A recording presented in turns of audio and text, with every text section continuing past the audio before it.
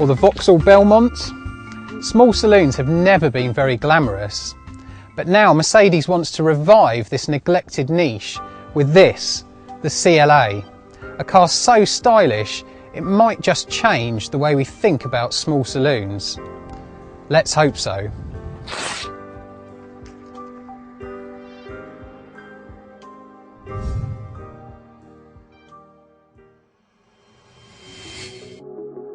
The CLA is based on the A-Class hatchback, but its sleek lines come straight from the larger CLS.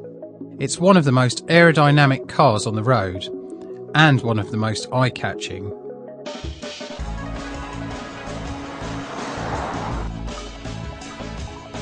CLA prices start from around £24,500, a hefty £3,000 more than the equivalent A-Class. Style doesn't come cheap then, and the CLA 220 diesel that I'm driving today costs nearly £30,000. For that you get 168 brake horsepower and 0 to 60 in about 8 seconds. So it's reasonably quick, but there's a surprising amount of clattery diesel noise if you put your foot down. Mercedes claims an impressive 62.8 miles per gallon for the 220 diesel. That's much better than any of the 3 petrol engines, none of which can top 50 mpg. However, the A-Class diesel hatchback fell short of Mercedes figures in our more realistic fuel economy tests. All CLAs come with a 7-speed dual-clutch auto, and while it's not the most quick-witted gearbox, its laid-back character suits this diesel engine well. And let's be honest, nobody buys a Mercedes with a manual gearbox anyway.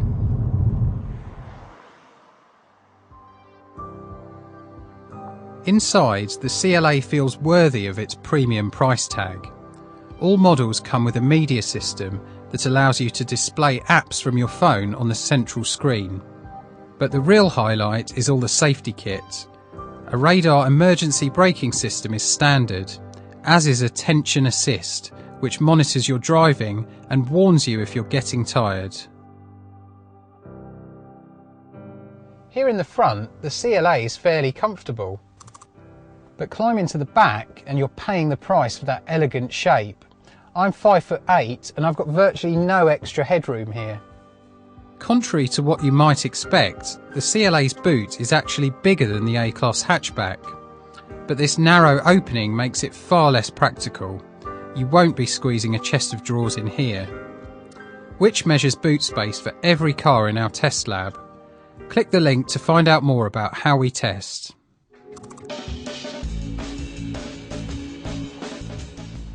Now the A-Class got a lot of stick about its ride quality, not least from us. And the CLA, well, it's much the same. This car is actually fitted with the standard comfort suspension, but on broken up country roads like these, the ride really is quite jarring. It's definitely one to try before you buy. Unlike other Mercedes saloons, most CLAs send power through their front wheels.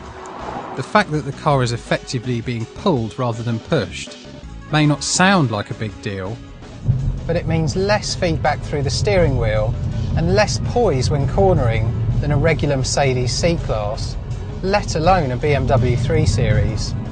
And for a car that looks so sporty, that's a shame.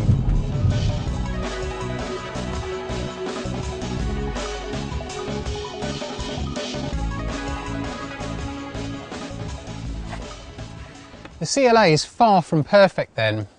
It's expensive, there's not much room in the back, and the ride is rock hard. Despite that, I'm going to take my rational witch hat off for a minute and say that this is still a desirable car.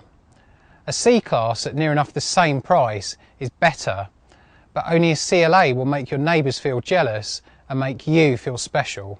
And you could never say that about a Vauxhall Belmont. Click here to read our first drive of the CLA, or read our full lab test reviews for the Mercedes A-Class and BMW 3 Series.